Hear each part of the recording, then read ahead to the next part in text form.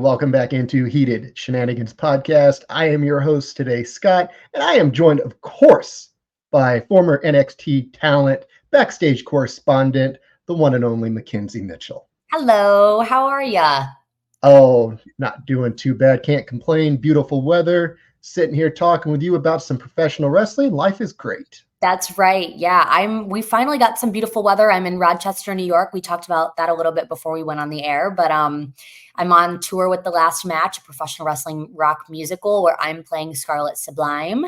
And so we've been in Rochester for about 2 weeks, and the weather isn't as beautiful here in the Northeast as it is in Florida. So I'm missing the Florida sunshine a little bit, but we've been lucky today to be able to get some beautiful weather here. But yeah, so I'm great. Good. That's good to hear. And let's talk a little bit more about that Last Match tour that you're on with Mickie James, correct? Yes, correct. Mickie James, Simon Miller, Aiden English from WWE.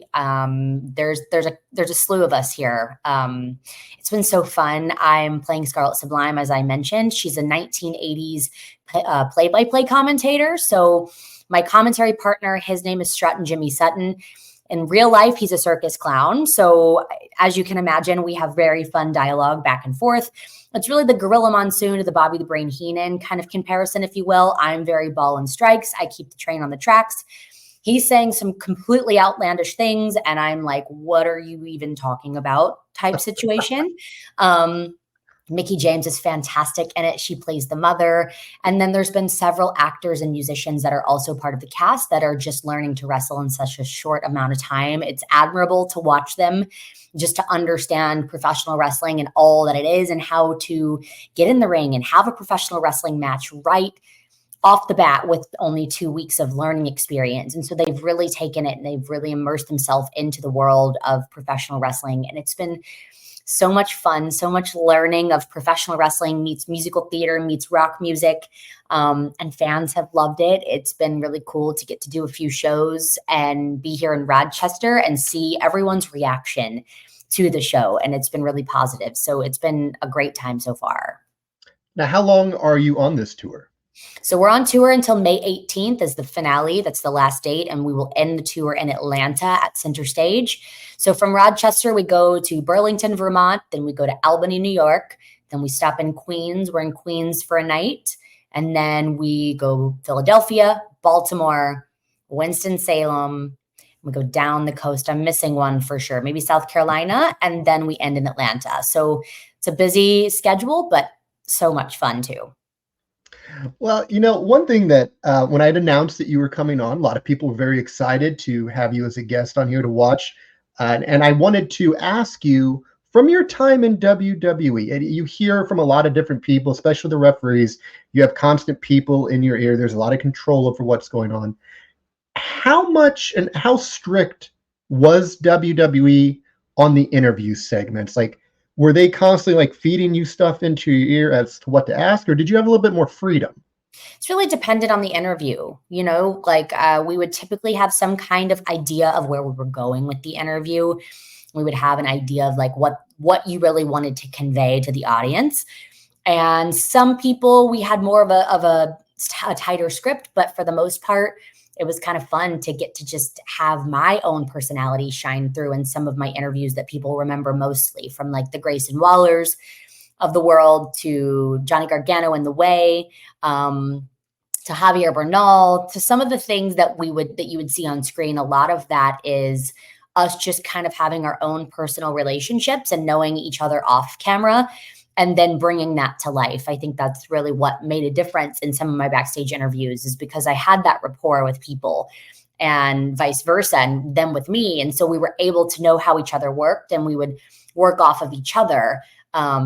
Or if we needed to fill time, we would fill the time. Or, what's not to say that I would have an earpiece when we were live and they would say, hey, we need to go a minute longer. And so that's when you have to really know the product. You have to know the stories. You have to know what's at hand and where really the audience wants to be led. And so that's kind of how it's a perfect mix to answer easily. It's a perfect mix of a script, but also learning to ad lib on the fly.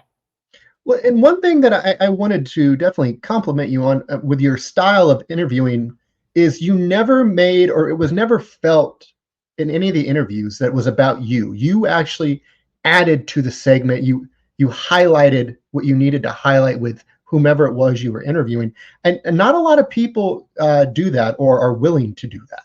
Thank you. I appreciate that. That's a really big compliment. I really found my own style of interviewing. Obviously, coming up from outside of the professional wrestling world, not knowing anything about wrestling when I started the business, I was able to kind of find with time and with experience what McKenzie Mitchell, the television personality, could bring to those interviews. And that was a goal of mine, was to connect the audience and really feel the emotion that a viewer, someone watching the product would be able to watch and go, oh, that's relatable, so that we're not having to work as hard. The audience isn't having to work as hard, the talent or myself. My whole goal was to show that emotion, that nonverbal, because a lot of the time as the interviewer, you have maybe one word. Hey, what are your thoughts? How do you feel? Big night tonight. How do you express emotion in all of 5 seconds? And so that's something I really tried to do, was work on my nonverbal. So if you were watching the show with the sound off, what emotion was my face conveying for the audience when they were watching the show, and being able to connect the superstars backstage, whether they're a good guy, a bad guy, or they're really on the fence. So that was my goal, is to always connect with the fans and really just show that through my face and my nonverbal. Well, say, and throughout the time that you've been doing this, be it in WWE, your time in Impact, Fox, what would you say over the course of all of that would be one lesson that you learned that you didn't expect to learn, and how did it change your career afterwards? I think it's more about a listening in my interviews type thing, is a big piece of advice that I would give to someone else, being part of TNA for 4 years, WWE for 4.5, almost 5. I think it's a skill that you have to develop throughout time. To, yes, you may have a script. Yes, you may be able to ad lib a little bit, but what if something goes wrong in the middle of an interview, or somebody kind of gets lost in what they're saying? You have to listen and respond in real time. And being able to be live and go live when the red light comes on, it's so important. Some people can do it, some people can't. And so I think that's part of show business. That's part of the magic of being on television, is listening to what your guest is saying and being able to respond when that red light's on. That experience is invaluable, to be able to have those situations happen and go, we're live. There's no like, oh, I didn't mean to say that. It's like, when you're live, you're live. And so I'm really thankful for those times, because it's prepared me for now any situation, in any interview, in any scenario, any performance I'm doing, to just kind of work whenever the red light's on. And you know something, with your time with WWE, you had never, other interviews I had watched with you, you had said you'd never had that WrestleMania moment, correct? Now, if in the future, because I think eventually you're going back, there's no way that they're going to not think about bringing you back. You never know, right? But when they inevitably do, I'm manifesting that for you, when they bring you back, and you have, and let's just say you have complete control over a segment at WrestleMania, how would you envision the perfect McKenzie Mitchell WrestleMania moment? Wow, that's really a good question. I've not thought of that exactly. I think for WrestleMania, it's just more of being part of the show in any capacity for me. I have not been there to be able to work on the main roster, if you will. I've been a guest. I've been part of NXT, just in the background, kind of hanging out at catering, seeing how everything works. But I think just being part of any capacity of WrestleMania as a talent, getting to work and show my expertise a little bit on camera, that would be cool. That would be so amazing. I love the new thing they've been doing with Peter Rosenberg, and he kind of gives you a little behind the scenes look on the kickoff shows. I love that aspect of the show, of that element of those kickoff shows. And that was something I really could have saw myself doing, of giving you that peek behind the curtain a little bit.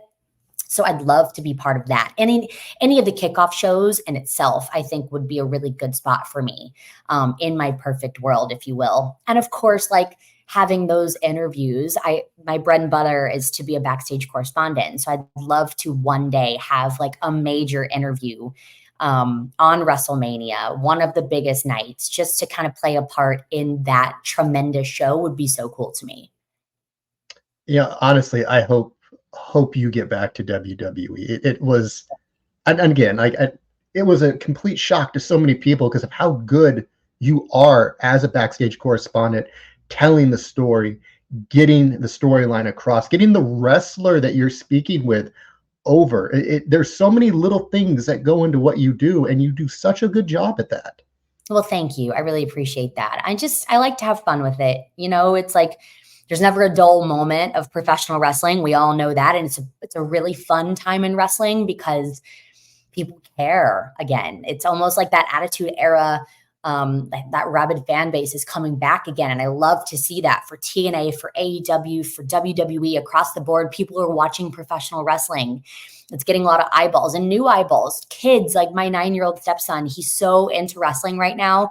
And it's really awesome to get to see his like, wait a second.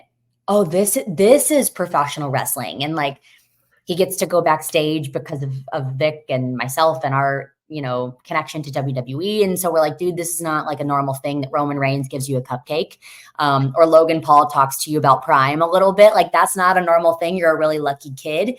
But it's a fun element to get to see him understanding and really diving into professional wrestling at the age of 9 and realizing the beauty of storytelling and what professional wrestling is. Well, it's not a military secret to many people, but to some it might be. You're married to, of course, Vic Joseph, who is a commentator on NXT. How did that relationship come about? And have you guys faced any challenges being in the business, being a married couple? You know what? We have not. Easy answer, we have not, because I think a lot of people ask, like, why does everybody in professional wrestling date or marry each other? I mean, you look at Brandy and Cody Rhodes, you look at Chelsea Green, Matt Cardona, Maurice and The Miz, John Morrison and Taya Valkyrie, like the list goes on. We all end up marrying or dating each other. And I think it's because we all understand the business. It's a lot of show business. It's a lot of time on the road. You're away from your family quite often. And so for us, like we get it. When I go like, hey, I'm going to get dinner with so-and-so, or, hey, we're going to go grab a drink or whatever. He already understands. He already knows those people. And same for me, there's comfortability there, I think, for us. When Vic and I met, he was calling Raw at the time. I had just started with WWE I was in Connecticut for a while. So I was more on the digital side of things. I wasn't on the road or doing NXT or television or anything yet. And so I went to my very first Monday Night Raw as a part of the company, doing stuff for WWE's The Bump. And we ran into each other, and I actually did an interview with him. And we have that photo somewhere of me interviewing him for the first time. And you can tell he's just like nervous. Like he's just like standing like this, just so funny. But when we met, I knew there was something about him. And I'm like, I don't know what it is, but I really liked his energy. And then it took him about a week and a half to send me a DM on Instagram and tell me that it was nice to meet me. And then we went on our first date a month later in Chicago. I think we were there for War Games, maybe. And then from there, it was history. So yeah, we've been through the ups and the downs together and all the time with WWE. And then now I'm 1 foot in, 1 foot out because I'm still married to somebody in WWE. But I love him. He's the best. And he's doing such great work on NXT right now. I'm really thrilled that people are taking a liking to him, and they're showing their support and their love for Vic on social media every week. Like we're seeing people just talking about how great he is at his job, and he works really hard. So I'm really excited to see people taking note of that and giving him some credit and some love. I can't even imagine the stress he has to be under calling NXT, because again, there's people in the ear like, we're going to break, say this, hype this, remind him of this. My God, I don't know how he does it. Listen, I don't think people give enough credit to the play-by-play commentator, or the play-by-play commentators, the color commentators, the commentary table, the announce team. They play such a crucial part in the show and making it happen and making it run and making it live. And especially the commentary team. There's so many moving parts throughout a show. You're listening to someone in your ear, your producer, your director. You're also watching the match. You're listening to your color commentary partner, your partner. You're also having to watch everything else that's going around, listen to the audience, watch what's happening backstage. Like there's so much that's moving at one time. And people don't give the announce team enough credit for that. I think that's really a skill and something to note as well. Like it's a really hard job. And Vic and Michael Cole and Corey Graves has been doing a great job on Raw lately. Like they kill it every week and it's a lot of pressure, but they're really fantastic at their job. Oh, certainly agree with that. They do phenomenal work. And again, the stress level, sky high. I did want to ask though, over the course of your time in professional wrestling, be it Impact, WWE, what would you say is the greatest story you have seen told in a wrestling ring? Not necessarily a match, but the psychology of what was going on in the ring. I think any story that can really connect you and personify you, like make you a human, I think is so good and so rich, because I think so many times there's stories that like it's just like, on a base level and a surface level, if you will. I still remember one that sticks in like really to me because I was part of the original Black and Gold of the NXT brand. So that was Undisputed Era days, Kyle O'Reilly and Adam Cole, when their friendship was finally separating after all of those years. Like, the history between those guys. Like you knew, you were ingrained, Roderick Strong, Bobby Fish, Adam Cole, Kyle O'Reilly, like they were brothers. Like you felt the connection there if you were a fan watching at home or even if you were backstage. And I think that moment between Kyle O'Reilly and Adam Cole, when they were just like putting their bodies on the line, they were going to every extent. I think in one of the matches, like Cole goes through the entrance ramp, like it was just wild. And that also, it was relatable. We've all had fights with our friends. We all know what that feels like to have a fight with your best friend over something that's dumb or something that becomes personal and it shouldn't have gotten that way. And I think any story that tells that friendship story and it means something, it's really good and rich. I think it's relatable to an audience. As of lately, you've seen like Deonna Purrazzo and Toni Storm telling that story.